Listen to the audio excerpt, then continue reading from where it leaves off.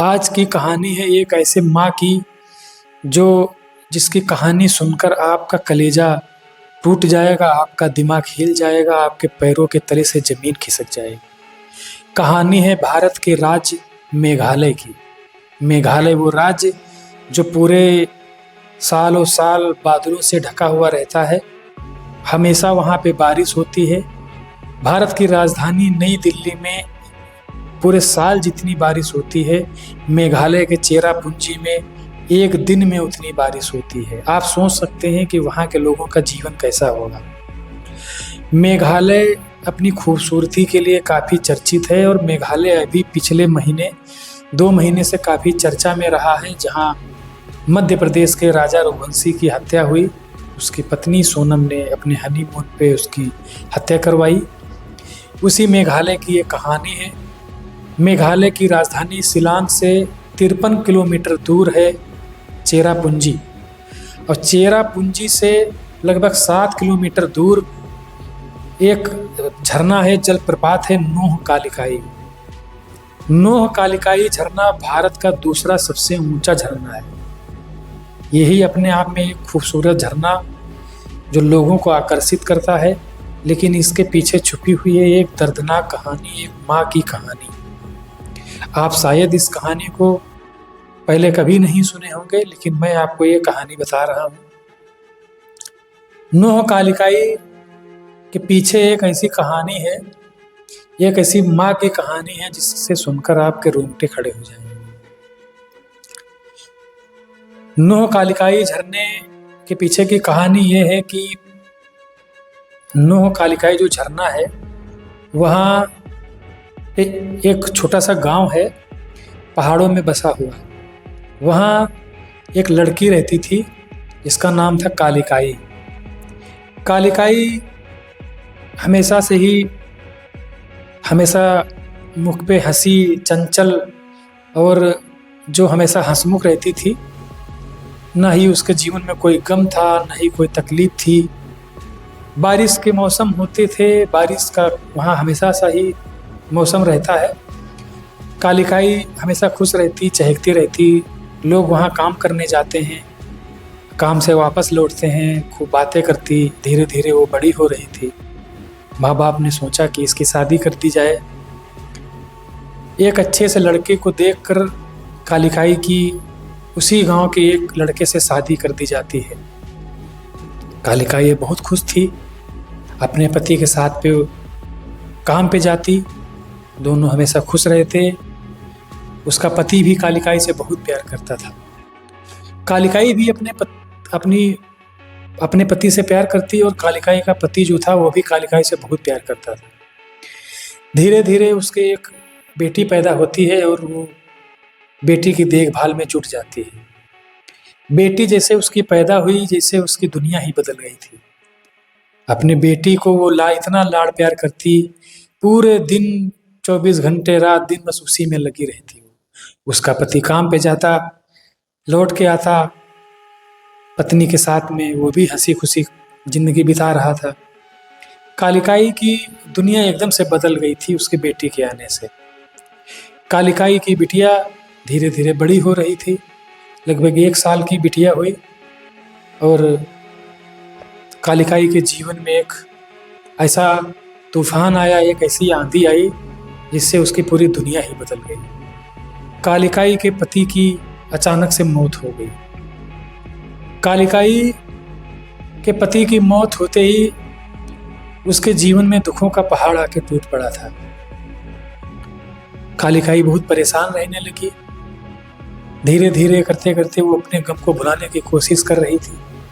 कालिकाई अब काम पे जाती, बच्ची को आस पड़ोस के लोग जो थे वो देखते, लौट के आती, फिर वही अपने कालिकाई अपने बच्ची में ही मगन रहती। धीरे धीरे वो अपने गम को भुलाने की कोशिश कर रही थी।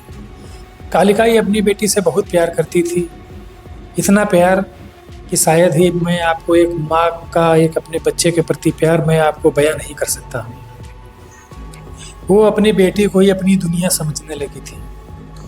कालिकाई अपनी बेटी में ही खुश रहती, उससे बात करती, उससे प्यार करती, कालिकाई की बेटी अब धीरे धीरे बड़ी हो रही थी, लगभग 1-1.5 साल की हो गई थी।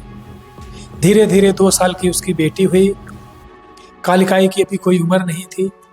गांव के लोग, परिवार के लोग उस पर दबाव बनाने लगे, उससे बातें करते कि अभी तेरी पूरी ज़िंदगी पड़ी है, अभी तो शादी कर ले, अभी तेरी पूरी ज़िंदगी पड़ी है तो शादी कर ले, तेरी बेटी को भी देखभाल करने वाला कोई व्यक्ति मिल जाएगा, तेरे जीवन में फिर खुशियों की बहार आ जाएगी। लेकिन वो मना कर देती। कालिकाई बोलती कि मेरे जीवन में मेरी बिटिया ही सब कुछ है, मैं अपनी बिटिया के सहारे ही ज़िंदगी काट लूँगी। लेकिन लोगों ने नहीं माना और लोग समझाते रहे। धीरे धीरे धीरे धीरे करके बेटी लगभग 2-2.5 साल की हो चुकी थी, 2.5 साल की हो चुकी थी। एक दिन उसको भी लगा कि वो काम पे जाती है, दिन भर वो अपनी बेटी से दूर रहती है, चलो लोगों की बात मान लेते हैं और शादी कर लेते हैं। लेकिन उसको कोई लड़का पसंद नहीं आ रहा था। जहाँ वो काम करने जाती थी, वो उसने देखा कि एक लड़का है जो उसको परस्पर देखा करता है, उस पर निगाहें बनाए रखता है। धीरे धीरे वो लड़का उसकी बेटी के पास में आने लगा, उसके बेटे को प्यार करने लगा, उसको दुलार करने लगा।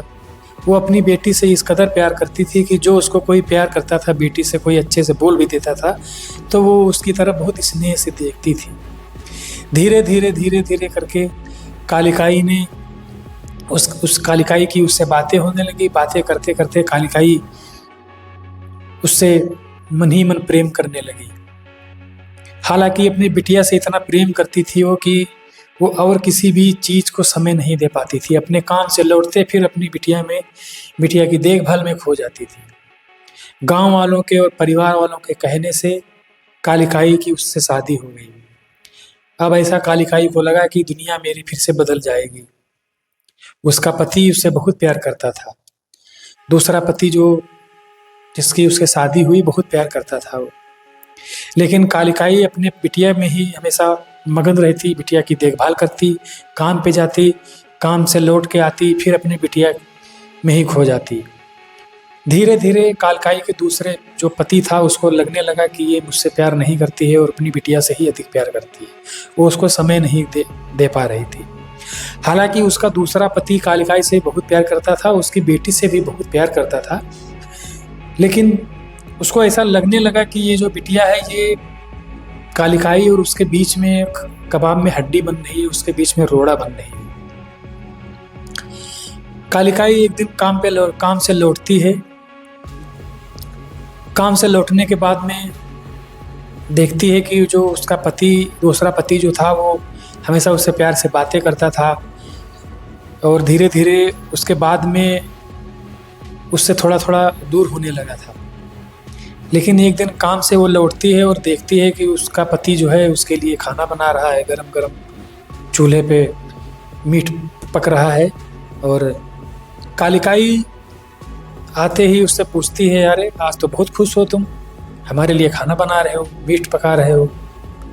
तो बोलता है कि हाँ मैं खुश हूँ, आज मैं तुम्हारे लिए खाना बना रहा हूँ। कालिकाई पूछती है कि घर में अंधेरा क्यों है, तो बोलता है कि लालटेन में तेल नहीं है, लैंप में तेल नहीं है। दोनों मिलकर खाना खाते हैं। खाना खाने के बाद में जैसे ही वो कालिकाई को सुपारी खाने की आदत थी, तो उसके पास में एक सुपारी का डिब्बा रहता था जिसमें पान और सुपारी वो खाती थी। और वो सुपारी से जो सरौता होता है सुपारी को काटने वाला, तो वो जैसे ही अंदर जाती है अंधेरे में हाथ घुमा के और वो डिब्बा उठाती है तो देखती है कि उसमें सुपारी काटने वाला सरौता नहीं रखा है उसमें। वो उससे पूछती है कि सरौता कहाँ है, तो वो बोलता है पता नहीं, हमें जानकारी नहीं है। सरौता वो ढूंढती है आसपास, अंधेरे में उसको सरौता मिल जाता है। जैसे ही वो सरौता उसको मिलता है तो उसकी आंखें फटी की फटी रह जाती हैं। वो सरौते में देखती है कि ये किसी बच्चे की छोटी उंगली उसमें फंसी रह गई थी। जैसे ही उसकी सरौते में वो उंगली देखती है बच्चे की, तुरंत उसको याद आता है कि उसकी बिटिया कहाँ है। अक्सर जब वो काम से लौटती थी तो उसकी बिटिया कहीं अन्य पड़ोस में खेला करती थी और अक्सर वहीं सो जाया करती थी, जिसको वो बाद में खाना पीना खा के वहाँ वो खा के सो जाती थी, तो उसको वहाँ से ले आती थी वो फिर। अचानक उसकी बिटिया की याद आती है तो वो उससे पूछती है कि बिटिया कहाँ है। जैसे ही वो पूछती है कि बिटिया कहाँ है तो उसका जो दूसरा पति था वो अपनी नज़रें नीची कर लेता है। कालिकाई उससे पूछती है, बार बार पूछती है, लेकिन वो बोलता नहीं है। कालिकाई पूछती है कि तुमने हमें अभी खाने में क्या बनाया था। वो फिर चुप हो जाता है। कालिकाई का दिमाग और दिल कुछ भी काम नहीं कर रहा था। उसको समझ नहीं आ रहा था उसके साथ में क्या हुआ है, लेकिन वो अभी समझ चुकी थी कि उसने जो अभी खाया वो क्या खाया था।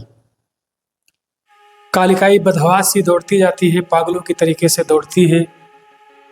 दौड़ते दौड़ते दौड़ते दौड़ते उसको पता ही नहीं है कहाँ पे जाना है, बस वो दौड़ती जा रही है बदहवास सी अपनी बिटिया को याद करते हुए। उसको पता ही नहीं है कि वो कहाँ जाएगी कहाँ नहीं जाएगी।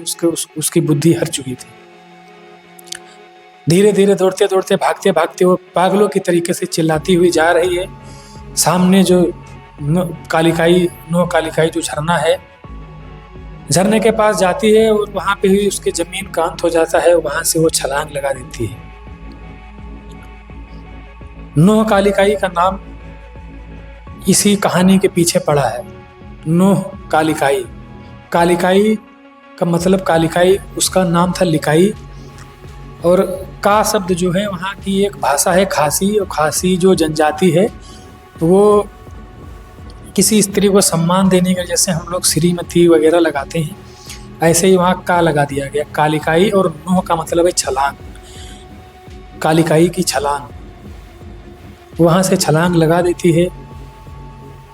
धीरे धीरे वो उसकी बेटी गायब हो जाती है। लोगों को पता चलता है कि माँ बेटी गायब हैं। उसके पति को पकड़ा जाता है। वो कबूलता है कि वो उसकी बेटी उसके जीवन में बाधा बन रही थी। उसको लगता था कि वो सिर्फ अपनी बेटी से प्यार करता है। अगर वो उसकी बेटी उसको उससे दूर कर दे तो शायद लिकाई उससे प्यार करने लगेगी। इसीलिए एक दिन जब वो काम पे जाती है तो उसकी बेटी को मारकर उसका हाथ पैर और सर कहीं फेंक देता है और उसका मांस उसको पकाता है, फिर उसी को मांस खिलाता है। लिकाई यही सुनकर वो बर्दाश्त नहीं कर पाती है। कहते हैं कि इस झरने के आसपास आज भी रातों में उसकी चीखें गूंजती हैं लिकाई की, और वहाँ के लोगों को सुनाई देती हैं। एक माँ के दर्द की इंतहा, एक माँ का दर्द इससे बढ़कर शायद ही नहीं। आपने सुना होगा कि एक माँ किस हद से ये गुजरी होगी। ये कहानी सुन के दिमाग हिल जाता है, पैरों के नीचे से ज़मीन खिसक जाती है। यह कहानी वहाँ के लोक कथाओं में आज भी प्रचलित है। नोह कालिकाई झरना जो दुनिया का सबसे ऊंचा झरना है, उस दूसरा सबसे ऊंचा झरना है, वहाँ पे ये सरकारी बोर्ड लगा है जिस पे यही पूरी कहानी इस पे छपी हुई है। ये कोई आम बोर्ड नहीं है, ये सरकार के द्वारा लगाया हुआ बोर्ड है। आपको यह कहानी कैसी लगी? अपनी राय अपनी कमेंट में ज़रूर लिखें, ताकि हम आपके लिए ऐसी ही सच्ची घटनाएं, कहानियां लेके आते रहें। धन्यवाद।